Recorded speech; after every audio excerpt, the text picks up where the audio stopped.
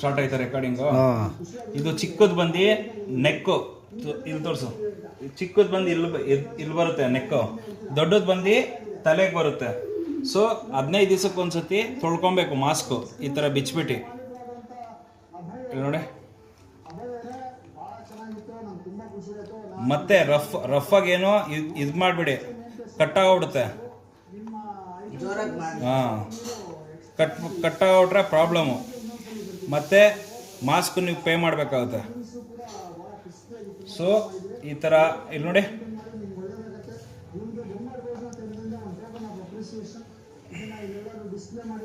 ಎಷ್ಟು ಬೇಕೋ ಅಷ್ಟು ಅಡ್ಜಸ್ಟ್ಮೆಂಟ್ ಇರುತ್ತೆ.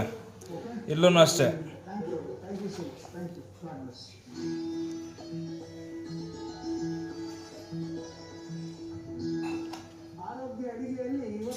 ನೋಡಿ ಈ ಥರ ಇರುತ್ತೆ. ಇದು ಬಿಚ್ಚೋದು, ದಯವಿಟ್ಟು ಕ್ಲೀನಾಗಿ ಹ್ಯಾಂಡಲ್ ಮಾಡ್ಕೊಳ್ಳಿ ಅಷ್ಟೇ.